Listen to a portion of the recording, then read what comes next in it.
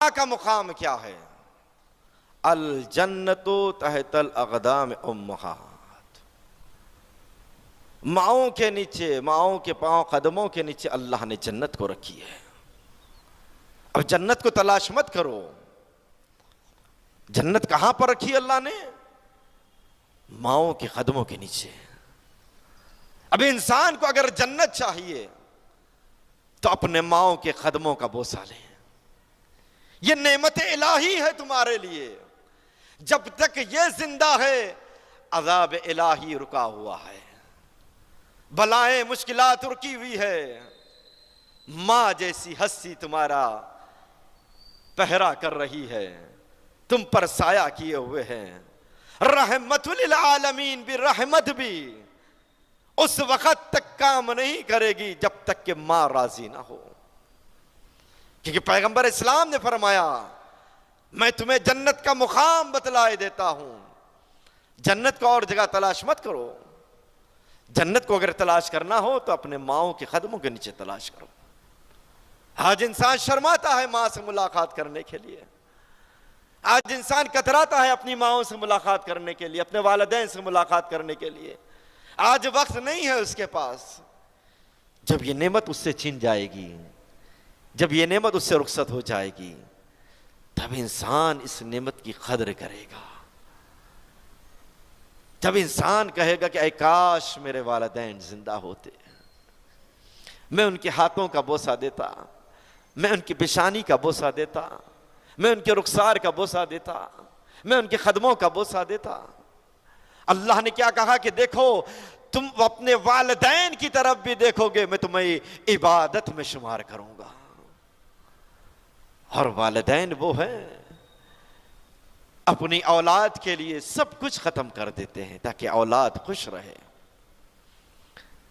اتنی محنت کرتا ہے باپ، اتنی محنت کرتی ہے ماں، جب اپنی اولاد کو ہنستا ہوا دیکھتی ہے، ماں کی محنت، ماں کی وہ مصیبت، ماں کی وہ تھکن ختم ہو جاتی ہے۔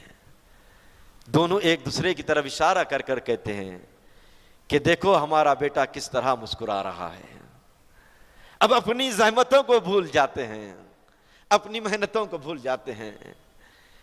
اس عالم میں ماں باپ نے تمہیں پالا ہے، اس لیے خداوند عالم کہتا ہے کہ دیکھو جب یہ بوڑھے ہو جائیں تو ان کا احترام کیا کرو اور ان کے ساتھ نرمی سے گفتگو کرو، قولاً کریما، اور جب ان کے پاس جاؤ تو اپنے بازوؤں کو جھکا دیا کرو،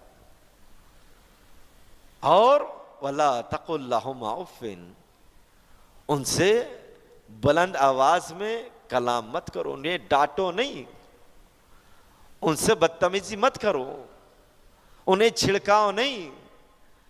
ماں باپ کا دل وہ ہوتا ہے جب وہ بوڑھے ہو جاتے ہیں، دل ان کا بہت نرم ہو جاتا ہے۔ روایت کی روشنی میں ماں باپ کا دل نرم ہو جاتا ہے۔ بچہ جب جوان ہوتا ہے تو غصے میں آ کر ماں باپ کو جھڑک دیتا ہے۔